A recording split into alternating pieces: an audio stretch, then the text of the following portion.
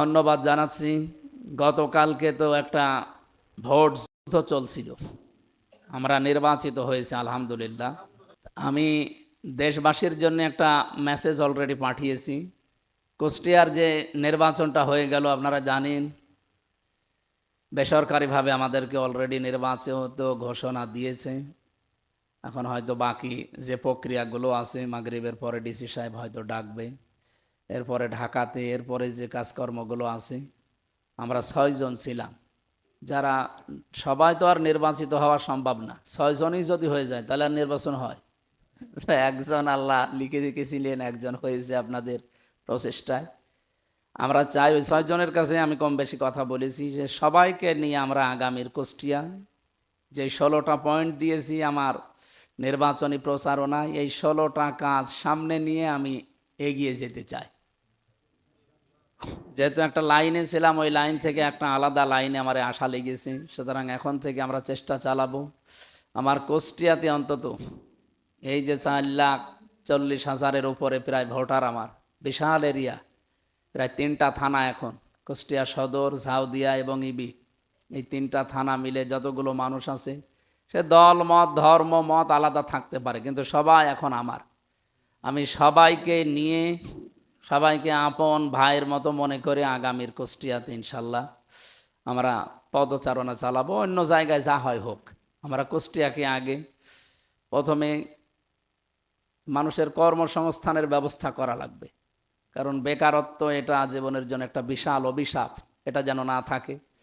দেশি বিদেশি রাষ্ট্রীয় এবং বিভিন্ন প্রতিষ্ঠানের মাধ্যমে যত জায়গায় যত কিছু আছে, আমার এই ছোট্ট মেধা দিয়ে এবং যারা বোঝে এই বিষয়গুলো, তাদের কাছ থেকে এই পয়েন্টগুলো নিয়ে, তাদের মেধা থেকে, তাদের মাথা থেকে এই বুদ্ধিগুলো নিয়ে আমরা এই কাজটা আগামীতে করার চেষ্টা চালাবো।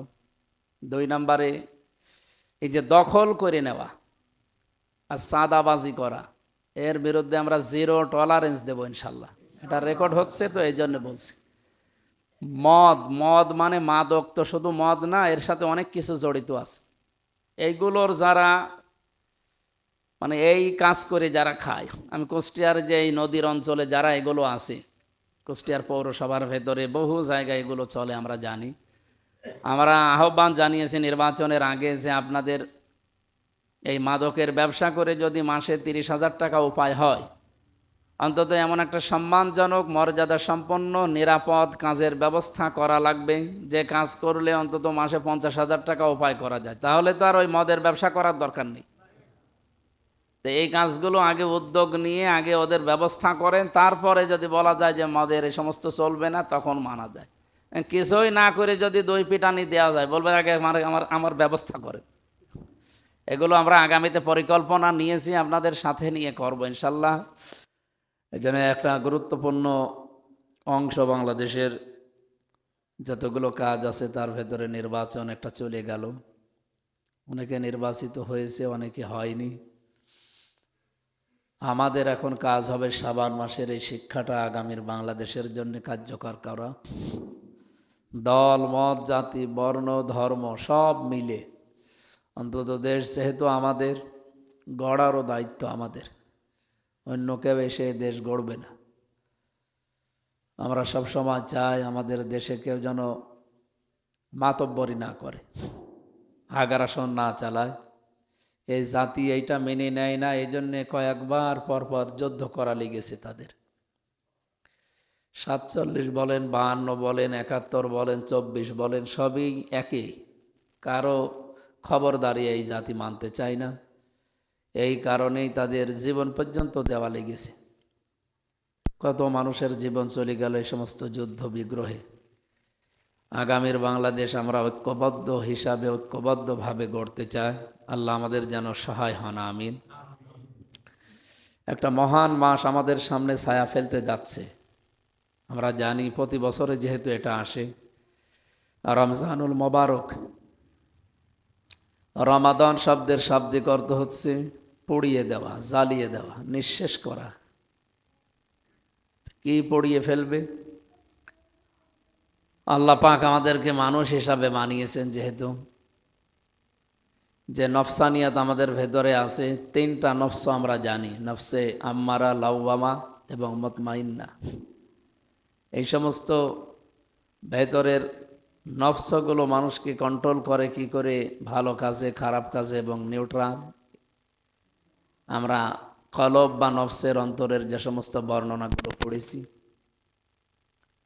ভেতরে আমাদের নফসে মতমাইন্না যেটা, এটাকে আরও শক্তিশালী করা এবং এর কার্যকারিতা বাড়ানোর জন্যে আমার মনে হয় রমজানের রোজা গুরুত্বপূর্ণ ভূমিকা পালন করবে।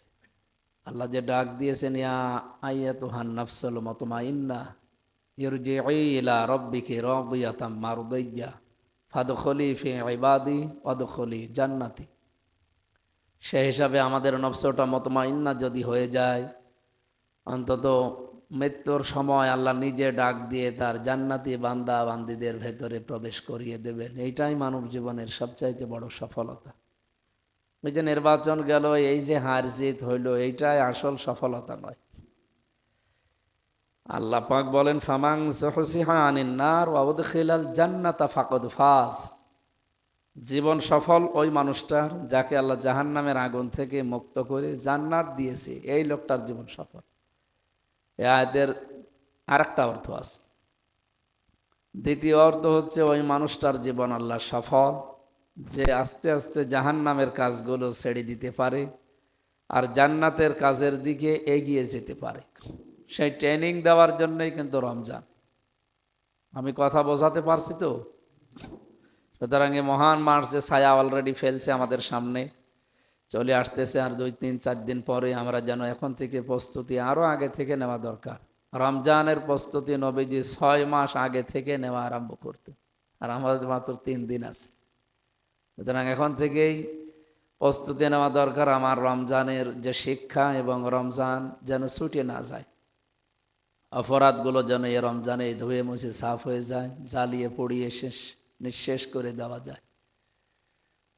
বলে আমি আমার জীবন সফল করার জন্য আয়াত থেকে যেটা দেখলাম, আমি কি আস্তে আস্তে জাহান্নামের কাজগুলো ছেড়ে দিতে পারছি?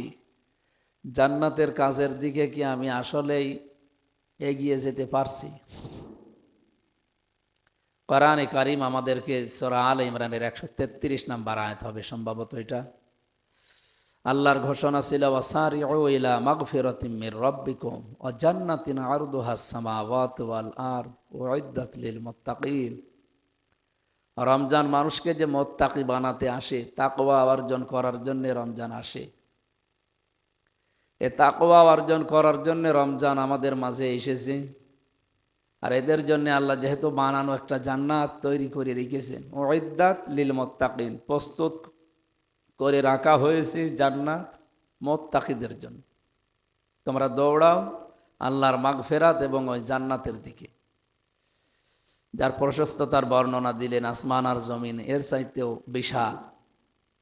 এই বানানো জান্নাত আল্লাহর পাওয়ার জন্য যেহেতু মুত্তাকি হওয়া শর্ত, রমজানও আসতেছে এই মুত্তাকি হওয়ার জন্যে। আমরা বহু মানুষ এই দেশে এই ধারণা করি যে মুত্তাকি মানে আমাদের যে ইমাম সাহেবের মতো এরকম একটা বড় জুব্বা গায়ে দিয়ে, পাগড়ি একটা মাথায় দিয়ে, হাতে একটা তসবিহ নিলাম, দুনিয়ার কোনো খেয়াল আমাদের আর নেই, আমরা মুত্তাকি হয়ে গেলাম। এইটা কি মুত্তাকি হওয়ার মিনিং? আল্লামা আলুসি রহমতুল্লাহ আলাইহির একটা বর্ণনা আমি পড়ছিলাম। উনি জানিয়েছেন, কেউ যদি মুত্তাকি হতে চায়, ধীরে ধীরে তাকে অন্তত 6টা প্রক্রিয়ায় এগিয়ে যাওয়া লাগবে। 6টা প্রক্রিয়া যার ভেতরে নেই সে মুত্তাকি হতে পারবে না। সুতরাং আমরা জান আসতেছে আমাদের মুত্তাকি বানাতে, আমরা দেখি তো এই 6টা প্রক্রিয়া আমাদের কার ভেতরে আছে। 1 নম্বরে, কেউ যদি মুত্তাকি হতে চায়, তাকওয়া অর্জন করতে চায়, সে যেন হকের অনুসন্ধানকারী হয়। আমি আবার বলছি, এই 6টা বিষয় খুব গুরুত্বপূর্ণ। তো এভাবে না গেলে আপনি তাকওয়া অর্জন করতে পারবেন না। আপনার যতই বেশভূষা উপরে ফিটফাট থাক, মুত্তাকি হওয়ার জন্য এই পদ্ধতি অবলম্বন করা লাগবে। রুহুল মানিতে আছে এটা তাফসিরে। আল্লামা আলুসি রহমতুল্লাহ আলাইহি অনেক বড় আলেম, তিনি তাফসির লিখেছেন। উনি এই জায়গা বর্ণনা করছেন যে এই পদ্ধতিতে তোমাদেরকে তাকওয়া অবলম্বন করার জন্য আদেশ করছি। 1 নম্বরে হকের অনুসন্ধান করা লাগবে আমাদের, এটা ছাড়া কেউ মুত্তাকি হতে পারবে না। এখন হক কি? আপনি যদি হক তালাশ না করেন, অনুসন্ধান না করেন, আপনি মুত্তাকি হতে পারবেন না। এই পৃথিবীতে আমরা সবচাইতে বেশি জানি আল্লাহকে ভয় পেয়েছে, তাকওয়া অবলম্বন করেছে নবীরা। এটার সাথে আপনারা একমত আছেন না?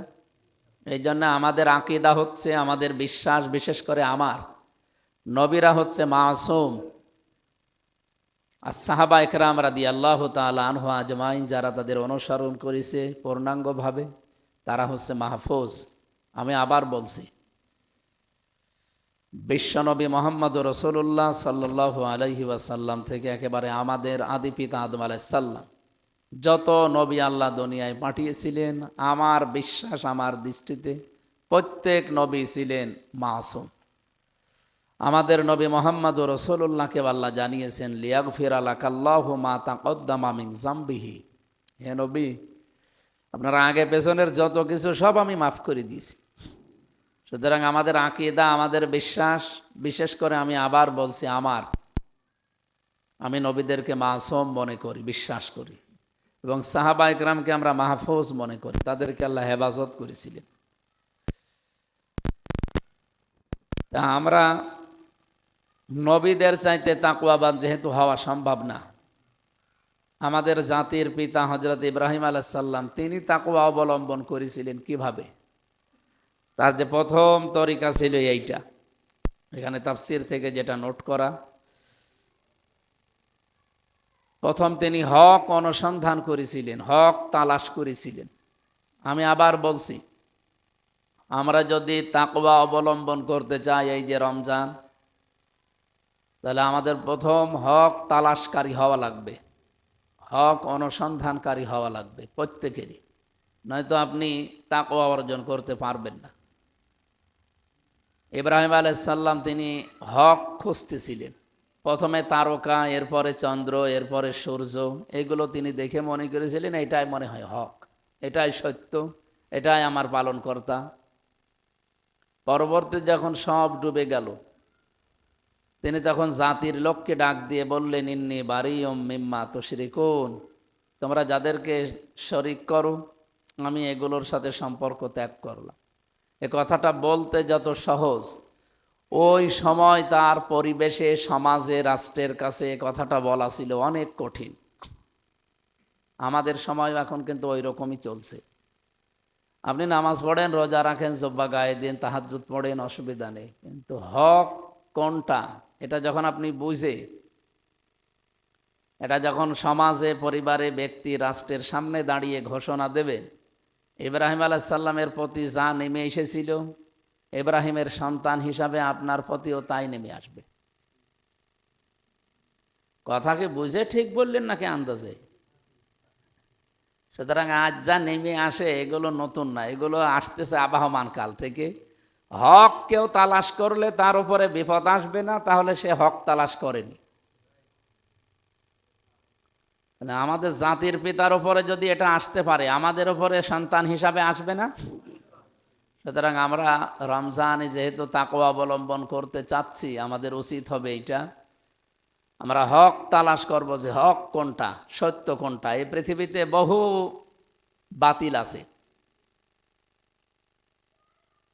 ওয়া আলাল্লাহি কাসদুস সাবিলি ওয়া মিনহা জাইর ওয়ালাউ শাআ লাহাদাকুম আজমাইন, হে নবী, পৃথিবীতে বহু বাঁকা পথ আছে, এর ভেতরে সোজা পথ বলে দেওয়ার দায়িত্ব আমি নিয়েছি। ইন্না আলাইনা লাল হুদা। আমাদের উচিত হবে লেখাপড়ার মাধ্যমে, জ্ঞান অর্জনের মাধ্যমে হক কোনটা এটা বের করা। এজন্য আমরা চাই আগামীর বাংলাদেশে এই হকটা বের করার জন্যে কোরআন এবং হাদিস দ্বারা যে সমস্ত শিক্ষা ব্যবস্থা, এগুলোর প্রচলন আরও বেশি ঘটান। আল্লাহ আমাদেরকে যেন তৌফিক দেন এবং সহায় হন তিনি, জোরে বলেন আমিন। দ্বিতীয় নম্বর, তিনি হক পাওয়ার পরে জাতির লোককে বললেন, আমি তোমাদের সাথে নেই, তোমরা যে সমস্ত জিনিসের পূজায় লিপ্ত আছো, আমি ওর সাথে সম্পর্ক ত্যাগ করলাম। তোমরা মাটি দিয়ে বানিয়ে অথবা আগুনের সামনে অথবা বড় গাছ দেখলে, সাপ দেখলে, উনি ওই জামানায় ওগুলো দেখেছিলেন, তাই বলেছিলেন। আমাদের জামানায় কি বলা লাগবে? শুনতেছেন, বুঝতেছেন, আমি জানি, আবার বলছি, উনি ওই জামানায় ওগুলো ফেস করেছিলেন, জাতির লোককে বলেছিলেন যে আমি আগুনের কাছে মাথা নত করি না, সাপের কাছে, দরগার কাছে, দুর্গার কাছে, এই মাটির জিনিসের কাছে না। আমাদের জামানায় তো ফেস করা লাগবে। এখন তো আর মুসলমানের কাছে এসে, এই 92% মুসলমানের কাছে এসে কেউ বলবে না আপনাকে যে মূর্তি পূজা করে, বলবে? কিন্তু ওই সিস্টেম আপনাকে নিয়ে চলে যাবে। মূর্তি পূজা যেন আপনি করেন এরকম লাইন আপনার সামনে খুলে দেবে, অথবা আল্লাহর সাথে শিরিক হয় এরকম কাজ আপনাকে দিয়ে করাবে। বিষয়টা তো একই। ওই জামানায় শিরিক করলে সে মুশরিক হতো, এ জামানায় যদি কেউ শিরিক করে সে কি হবে?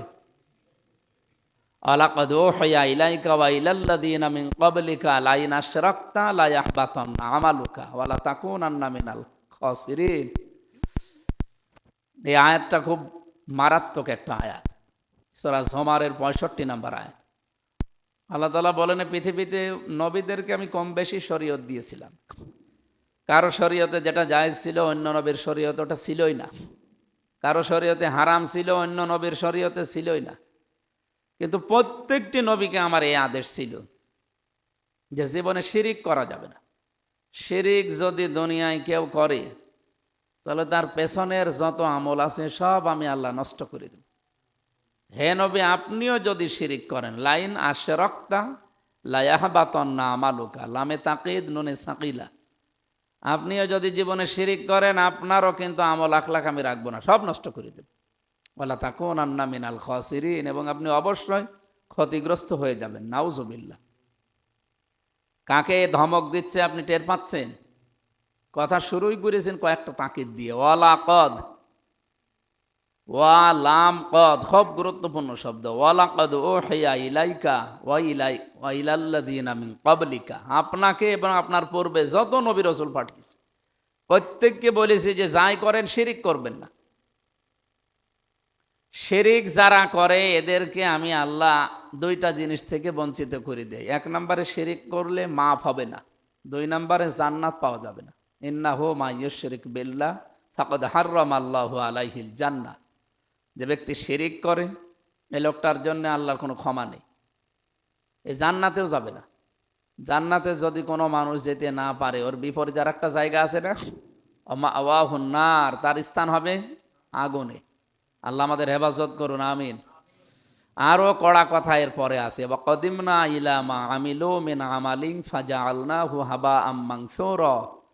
কোনো মানুষ যদি শিরিক মিশ্রিত কোনো কাজ নিয়ে আল্লাহর কাছে যায়, ধলি কণার মতো ওর মুখের ওপর ওটা আল্লাহ ফেলে দেবে, নিক্ষেপ করবে। আমার জীবনে আমল আখলাক কম থাক, কিন্তু শিরিক যেন না থাকে, এইটা থাকলে আল্লাহ তারে মাফ করবে না।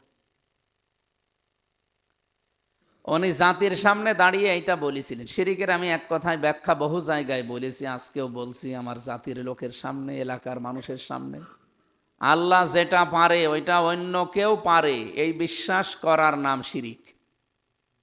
বুঝেছেন কিনা বলেন? আল্লাহ যেটা পারে ওইটা অন্য কেউ পারে না। কেউ যদি মনে করে না অন্য কেউ পারে, তো সঙ্গে সঙ্গে সে মুশরিক। কারণ শিরিক করলে মানুষ কি হয়? আর একবার বলেন। আমরা এখন বিশ্বাস করি সবাই এখানে যারা আছি, এই পৃথিবী বানিয়েছে কে? এখানে যদি কোনো নিয়ম নীতি চলে, কার চলবে? এর বাইরে আর কোনো কথা আছে কারো? হ্যাঁ, এর বাইরেও অনেকে অনেক দিকে হয়তো এদিকে ওদিক চলে যেতে পারে, তাদেরকে বলছি আলা লাহুল খালকু ওয়াল আমরু ইনিল হুকমু ইল্লা লিল্লাহ। এরকম বহু আয়াত কোরআনে আল্লাহ দিয়েছেন যে আমি বানিয়েছি, বিধান এখানে আমার চলা লাগবে। সুতরাং এই জমিন আমরা সবাই বিশ্বাস করছি যে পৃথিবী বানিয়েছে আল্লাহ, তো নিয়ম নীতি এখানে অন্য কারো চলবে এরকম যদি কেউ বিশ্বাস করেন, মনে করেন, বা ওই রকম কাজ করেন, আপনি কিন্তু শিরিক করে ফেললেন। এখন বলেন, এই শিরিক করা মুশরিক বাংলাদেশে মুসলমানদের ভেতরে নেই? আছে মানে আমরাই আছে মানে, বলেন তো, যে কথাটা বললাম দুই লাইনে, কি কি বুঝলেন আপনি? নামাজ পড়ে কি করবেন? আপনি রোজা রেখে কি করবেন যদি শিরিক ভেতরে চলে আসে?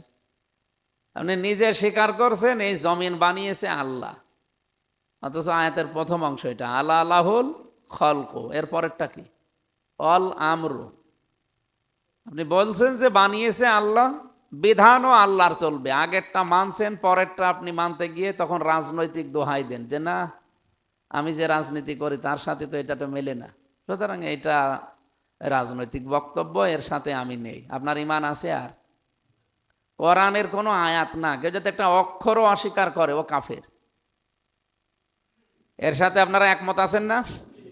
কোরআনের ৬,৬৬৬টি আয়াত না, যদি কেউ একটা অক্ষর অস্বীকার করে ও মুসলমান থাকবে? এই জন্য আপনাকে আমি ভালোবাসি, অনেকে আছেন এখানেও আমি জানি, যদি অন্য কোনো চিন্তা ভাবনা থাকে পাল্টা। এ জমিন যার, আমরা বিধান চালাবো তার, এইটাই নিয়ম। অন্য কোনো বিধান এখানে যেই চালাতে চেষ্টা করবেন আপনি মুশরিক হয়ে যাবেন। জাতির লোকদের সামনে হযরত ইব্রাহিম যখন হাত তুলে বললেন ইন্নী ওয়াজ্জাহাতু ওয়াজহিয়া লিল্লাযী ফাতারাস সামাওয়াতি ওয়াল আরদা হানিফা ওয়া মা আনা মিনাল মুশরিকিন, হে আমার জাতির লোকেরা, আমি তোমাদের সবার থেকে মুখ ঘুরিয়ে নিলাম, তোমরা যাদের কাছে মাথা নত করো আমি ওর সামনে নেই। আজ আমি আমার জাতির সামনে বলছি, আজ যারা মানুষের তৈরি করা আইনে জমিনে কায়েম করতে চান, এটাও একটা মূর্তির মতো, কথা বুঝতেছেন? সুতরাং আমিও এর সাথে নেই। যত রকমের শিরিক মানুষ করতে পারে সব শিরিক থেকে আমি আজকে মুখ ঘোরালাম। কার দিকে? আসমান আর জমিন যিনি বানিয়েছে ওই আল্লাহর দিকে। হানিফা, আমি একনিষ্ঠভাবে আজকে ঘুরে আসলাম। ওমান আমিনাল মুশরিকিন, আমি কিন্তু শিরিক করি না, মুশরিক না। এ কথা বলার পরে জাতির লোকেরা তারে আপেল খাওয়িয়েছিল নাকি? হ্যাঁ, কে দিয়েছিল? আগুনে দিয়েছিল। তিনি জাতির লোকদেরকে বললেন কাইফা আখাফু মা আশরাকতুম ওয়ালা তাখাফুনা আন্নাকুম আশরাকতুম বিল্লাহ মা লাম ইউনাজ্জিল বিহি আলাইকুম সুলতানা, যে তোমরা শিরিক করে ভয় পাও না আল্লাহর সাথে, আর আমি আল্লাহর পক্ষে কথা বলে ভয় পাবো, তার মানে অনেকে দমে গিয়েছিলেন। আমরা তো সেই ইব্রাহিমের সন্তান, আমরা কি দমে যাব এবার? সুতরাং আমি একা হই, কোনো অসুবিধা নেই, কিন্তু আমি ইব্রাহিমের সন্তান হিসাবে ওইভাবে থাকা লাগবে। তাহলে উনি কি বললেন জাতির লোকদের কাছে, যে তোমরা আল্লাহর সাথে শিরিক করো বিভিন্ন জিনিসকে, এখনও শিরিক করা হচ্ছে আল্লাহর আইনের সাথে, আল্লাহর ক্ষমতার সাথে, আরও বিভিন্ন জিনিস, তো তোমরা এগুলো করে ভয় পাও না, আর আমি আল্লাহর পক্ষে কথা বলে ভয় পাবো, মানে আমার কোনো ভয় নেই। তোমাদের তো কোনো দলিল নেই, আর আমার দলিল আছে না? তাহলে হকের অনুসন্ধান করা, এটা হচ্ছে তাকওয়া অবলম্বনের প্রথম প্রক্রিয়া, ধাপ। আমরা এ ধাপে কয়জন আছি আল্লাহ ভালো জানে। 2 নম্বরে, হক যদি কেউ পেয়ে যায় তাহলে মাস্ট বি তাকে গ্রহণ করা লাগবে। হযরত ইব্রাহিম আলাইহিস সালাম তিনি হক পেয়ে গ্রহণ করেছিলেন না ছেড়ে দিয়েছিলেন? উনি যে পর দেখলেন চন্দ্র সূর্য, এরপরে তারকা, এগুলো দেখে যেই ডুবে যায় বললেন না আমি যেগুলো অস্তমিত হয় এগুলো আমি ভালোবাসি না, পছন্দ করি না। উনি পরবর্তীতে আল্লাহর এই পরিচয় পেয়ে ঘোষণা দিয়ে জাতির সাথে লড়াই সংগ্রাম করে টিকেছিলেন। আমারও প্রশ্ন এটা, আমরা রমজান আসতেছে, রমজান চলেও যাবে, আমরা এই তাকওয়া অবলম্বন করতে চাই যে হক তালাশ করবো, এবার হক অনুসন্ধান করে বের করে যদি হক পেয়ে যায় হক আমরা গ্রহণ করব। বাংলাদেশে বহু হক আছে, হকের ডিলার আছে, এমনকি তারা ছাড়া আর কাউকে হক মনেই করে না। কিন্তু হক কারা এ কথা আল্লাহ কোরআনে জানিয়েছেন। অমিম্মান খলাকনা উম্মাতু ইয়াহদুনা বিল হাক্কি ওয়া বিহি ইয়াদিলুন, 2টা গুণ যেই দলের ভেতরে এই পৃথিবীতে পাওয়া যাবে তারা হক। কে বলছেন? 2 জায়গায় আয়াতটা আছে। 1 নম্বরে, যারা তোমাদের ভেতরে ওই দলটাই হক পথে আছে, যারা এই পৃথিবীতে ইয়াহদুনা বিল হক, পথ দেখায় যারা সত্য পথ। এ পৃথিবীতে আল্লাহ রসুলের চাইতে সত্য পথ আর আছে?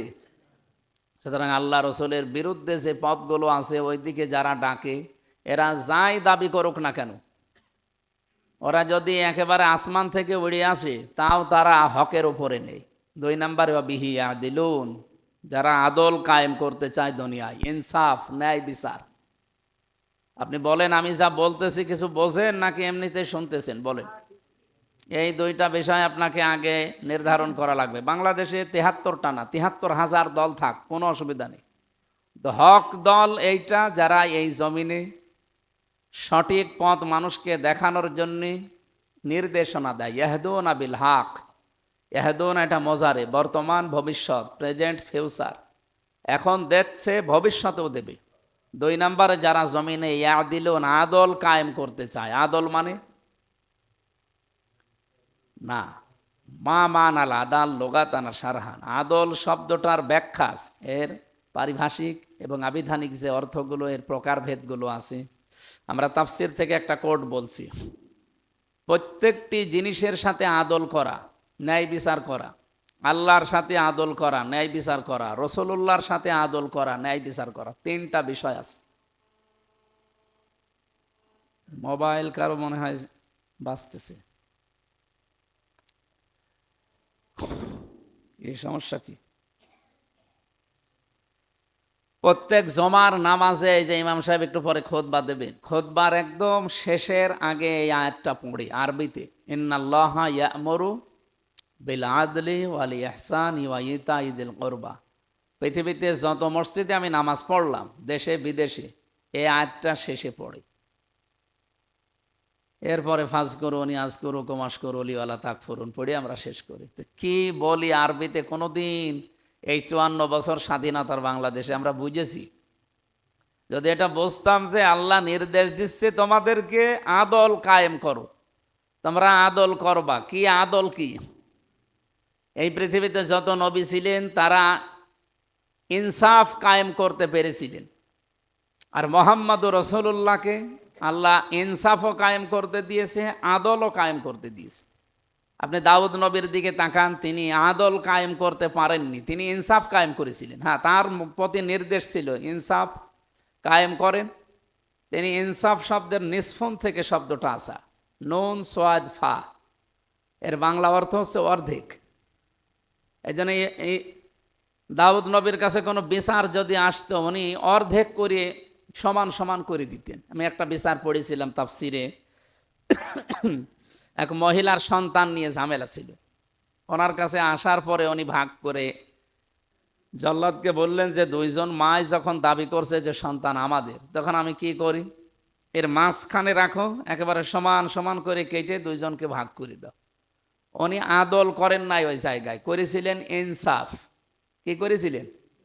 কিন্তু আমাদের নবীকে আল্লাহ শুধু ইনসাফ কায়েম করে শেষ করেননি, উনি বলেছেন যে আপনাকে ন্যায় বিচার কায়েম করা লাগবে। আদল, আদলটা কি?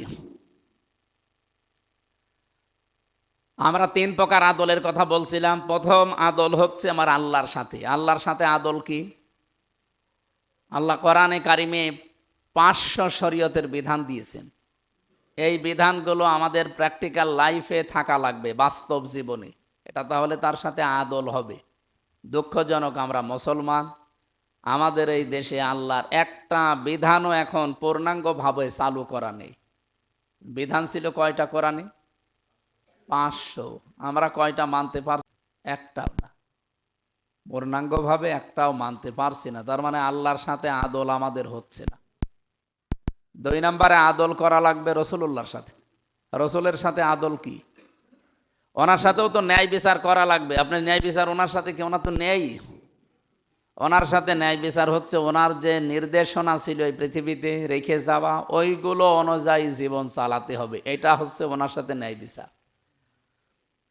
ওনার যতগুলো কথা ছিল সব কথা আপনার জীবনে পূর্ণাঙ্গভাবে থাকা লাগবে। আপনার বডির ভেতরে একটু তাকান, মাথার চুল থেকে পায়ের তালু পর্যন্ত 3.5 হাত বডিতে রসুলের কি কি নির্দেশ ছিল?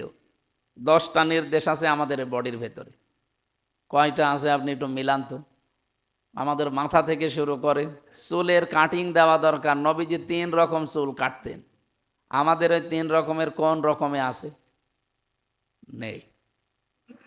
এরপরে আস্তে আস্তে শুরু করেন নিচের দিকে, যত নিচে যাবেন একটাও পাওয়া যাচ্ছে না। রসুলের সাথে আদল হচ্ছে না। 3 নম্বরে আদল করা লাগবে পৃথিবীর সৃষ্টি জগতের সাথে। বিনা কারণে আপনি একটা গাছের পাতা ছিঁড়তে পারবেন না। কথা বুঝতেছেন? বিনা কারণে আপনি যারা নিচে দায়িত্বে আছে তাদের সাথে খারাপ ব্যবহার করতে পারবেন। হ্যাঁ, দায়িত্বের খাতিরে যদি কড়া হওয়া লাগে সেটা আলাদা। এমনি আপনার অধীনস্থ যারা আছে তাদের সাথে আপনি যে আচরণ করা আপনার সাথে করলে আপনার মন খারাপ হয়, এরকম আচরণ তাদের সাথে করা যাবে না। ওসি সাহেব বসে আছে, এখন ওই গেটে যে কনস্টেবল দাঁড়িয়ে আছে একটা অস্ত্র নিয়ে, ওনার সাথে যে ব্যবহার ওসি করে, খালি চেয়ারটা পাল্টিয়ে ওসিকে যদি ওই কনস্টেবলের জায়গায় দাঁড়িয়ে আর ওই লোকটাকে যদি ওই চেয়ারে বসা যায়, উনি কিছুক্ষণ আগে যে আচরণ করলো ওইটা যদি ওনার সাথে করত তো উনি মেনে নিতে পারত? তার মানে আপনি অধীনস্থদের সাথে আদল করতে পারেননি। আমার কথার অর্থ মনে হয় একটু গভীর হয়ে যাচ্ছে। আমি বিস্তারিত বলতে গেলে আবার অনেক সময় হয়ে যাবে দুপুরবেলা, আমি বাকিটা বলিনি। হক কবুল করা 3 নম্বরে, হক যদি কেউ গ্রহণ করতে পারে সে যেন হক প্রচার করে। হক শুধু প্রচার করলেই হবে না, 4 নম্বরে হকের ওপরে টিকে থাকা লাগবে তাকে। এর প্রত্যেকটা আয়াত এবং দলিল দেওয়া আছে, আমি লম্বা করছি না। 5 নম্বরে হক যদি আপনি টিকে থাকতে পারেন নিজে, তাহলে এটাকে আবার দাঁড় করাবেন, কায়েম করবেন। কায়েম করার জন্য সর্বাত্মক চেষ্টা করা লাগবে হক। 6 নম্বরে শুধু কায়েম করলে হবে না, যদি হক কায়েম হয়ে যায় তাহলে এটাকে টিকিয়ে রাখার জন্য সাহায্য করা লাগবে। এই 6টা প্রক্রিয়া যখন মানুষ অবলম্বন করবে সে হবে মুত্তাকি, তাকওয়াবান। তার জন্য আল্লাহ এই রমজানে রোজা রাখলে জান্নাত বানিয়ে রেখেছে। আমি অল্প সময়ের ভেতরে মন কথাগুলো বলতে পেরেছি বিস্তারিত। এর প্রায় 2-3 ঘন্টা আলোচনা করা দরকার, এত কথা আছে এক একটা পয়েন্টের ভেতরে।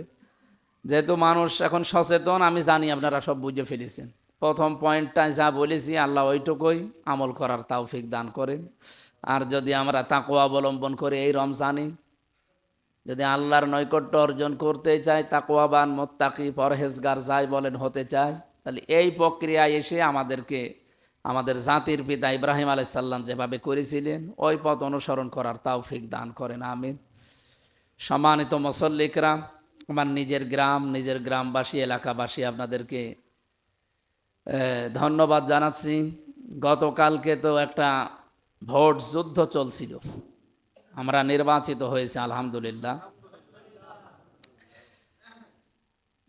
আমি দেশবাসীর জন্য একটা মেসেজ অলরেডি পাঠিয়েছি, আপনাদেরকে ওটা শেয়ার করতে চাই।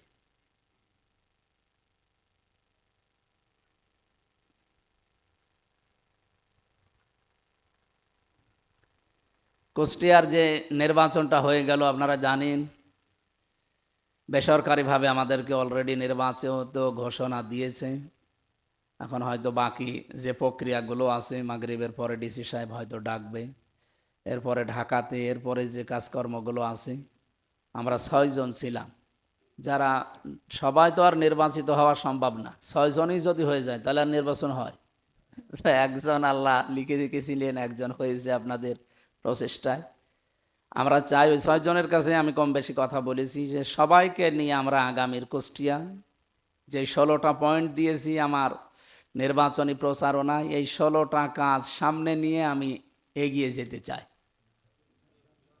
যেহেতু একটা লাইনে ছিলাম, ওই লাইন থেকে একটা আলাদা লাইনে আমার আশা লেগেছে, সুতরাং এখন থেকে আমরা চেষ্টা চালাবো আমার কুষ্টিয়াতে অন্তত এই যে 4,40,000-এর উপরে প্রায় ভোটার, আমার বিশাল এরিয়া, প্রায় 3টা থানা এখন, কুষ্টিয়া সদর, ঝাউদিয়া এবং ইবি, এই 3টা থানা মিলে যতগুলো মানুষ আছে, সে দল মত ধর্ম মত আলাদা থাকতে পারে, কিন্তু সবাই এখন আমার। আমি সবাইকে নিয়ে, সবাইকে আপন ভাইয়ের মতো মনে করে আগামীর কুষ্টিয়াতে ইনশাল্লাহ আমরা পদচারণা চালাবো। অন্য জায়গায় যা হয় হোক, আমরা কুষ্টিয়াকে আগে প্রথমে মানুষের কর্মসংস্থানের ব্যবস্থা করা লাগবে, কারণ বেকারত্ব এটা জীবনের জন্য একটা বিশাল অভিশাপ, এটা যেন না থাকে। দেশি বিদেশি রাষ্ট্রীয় এবং বিভিন্ন প্রতিষ্ঠানের মাধ্যমে যত জায়গায় যত কিছু আছে, আমার এই ছোট্ট মেধা দিয়ে এবং যারা বোঝে এই বিষয়গুলো তাদের কাছ থেকে এই পয়েন্টগুলো নিয়ে, তাদের মেধা থেকে, তাদের মাথা থেকে এই বুদ্ধিগুলো নিয়ে আমরা এই কাজটা আগামীতে করার চেষ্টা চালাবো। 2 নম্বরে এই যে দখল করে নেওয়া আর চাঁদাবাজি করা, এর বিরুদ্ধে আমরা জিরো টলারেন্স দেবো ইনশাল্লাহ। এটা রেকর্ড হচ্ছে তো এই জন্য বলছি। মদ, মদ মানে মাদক তো শুধু মদ না, এর সাথে অনেক কিছু জড়িত আছে। এইগুলোর যারা মানে এই কাজ করে যারা খায়, আমি কুষ্টিয়ার যে এই নদীর অঞ্চলে যারা এগুলো আছে, কুষ্টিয়ার পৌরসভার ভেতরে বহু জায়গায় এগুলো চলে আমরা জানি। আমরা আহ্বান জানিয়েছি নির্বাচনের আগে যে আপনাদের এই মাদকের ব্যবসা করে যদি মাসে 30,000 টাকা উপায় হয়, অন্তত এমন একটা সম্মানজনক মর্যাদা সম্পন্ন নিরাপদ কাজের ব্যবস্থা করা লাগবে, যে কাজ করলে অন্তত মাসে 50,000 টাকা উপায় করা যায়। তাহলে তো আর ওই মদের ব্যবসা করার দরকার নেই। তো এই কাজগুলো আগে উদ্যোগ নিয়ে আগে ওদের ব্যবস্থা করেন, তারপরে যদি বলা যায় যে মদের এই সমস্ত চলবে না, তখন মানা যায়। কিছুই না করে যদি দই পিটানি দেওয়া যায়, বলবে আগে আমার আমার আমার ব্যবস্থা করেন। এগুলো আমরা আগামীতে পরিকল্পনা নিয়েছি, আপনাদের সাথে নিয়ে করব ইনশাল্লাহ। আমার গ্রামবাসীকে ধন্যবাদ জানিয়ে এখন জমান নামাজ তো বাকিটা আপনাদের ইমাম সাহেব আছে, উনি শেষ করুক। হ্যাঁ, না এত বড় হুজুর থাকতে নামাজ ঠিক আছে। সুন্নত নামাজ যারা পড়েন পড়ে নিন, বাকি নামাজ